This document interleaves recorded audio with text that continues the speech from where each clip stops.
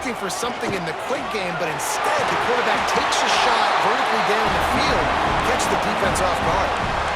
First down, you know you always want to establish the running game. How about this offense? Nothing fancy. Run the football, be physical, get a big game. Punts it out of the air. Touchdown, Trojans. And they take it in for 6 more points. My man, get him the ball. He will do the rest. Catches the football, walks into the end zone. Feed that man the rock. They'll try to tack one more on their score. And with the extra point, they move on top by 15. So that scoring drive took only 6 plays. And he found his way to the end zone from the 7 to cap it. Kickoff unit on the field, and this defense will be called on to protect this lead.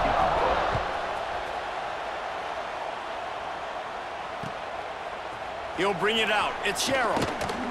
Didn't find any crease in that kickoff coverage, and he'll be stopped at the 17. First snap of this drive will come from their own 17.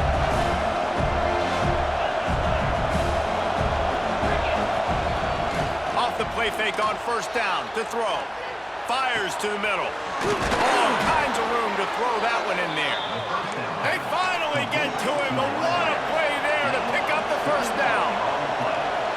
All right, defense, you got to turn the page. Just gave up an explosive play through the air, but here comes the offense going quickly. You got to get lined up now and get ready for another one. Back to throw. It's Pavia. Bringing the heat. Hit hard just as he released it on first down and just couldn't get it to the receiver. And finally, the defense is able to get some pressure on this quarterback. They have been trying all game long, different ways to affect him. Weren't able to get there, but on that play, because of the pressure, it affected his accuracy. That's why the ball falls incomplete. After the incompletion, they go back up top. The sweet feet keeping the play alive. Well, I did not have this in my bingo card, guys, but being one of the most talented quarterbacks in college football, to be under 50% completions in this game, nobody saw that coming. He has not been able to find his rhythm, and he looks frustrated. Wants to throw again. Makes the grab. It's Sherrill. He gets it oh so close to the first down marker, but I think he's going to be a touch short. They're throwing for it on fourth down. Catches it past the sticks and still on his feet. Just carving up this defense and getting it down to the 24. The Commodores are rolling down the field. Looking to throw on first down. He'll pull it down and run. They pick up half of it. It'll be 2nd and 5. The offense wastes no time getting the timeout call. And the Commodores are in the red zone. Gonna swing it on 2nd down. Outside the pocket, lets it go. Quarterback needs to make a better throw there. Incomplete. And you just got to wonder if the pass rush affected the QB's accuracy on that throw. He had his guy wide open in the end zone, but he had to throw a split second faster than he wanted to, and the ball got away from him. And it's picked off for the 3rd time today. Coming out of the tunnel in the 3rd quarter, this quarterback now is really struggling with his decision-making. 2 picks here in the 3rd quarter. This looks like Jekyll and Hyde from what we saw in the first half.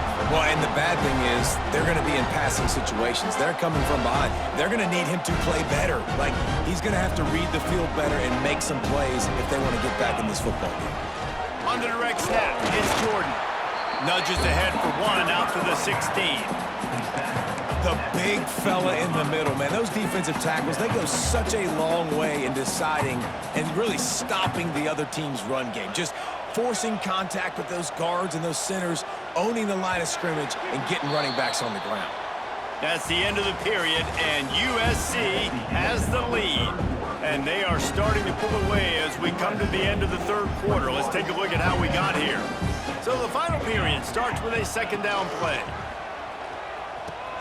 He'll toss it. Picks up the first down. He'll step out of bounds right at the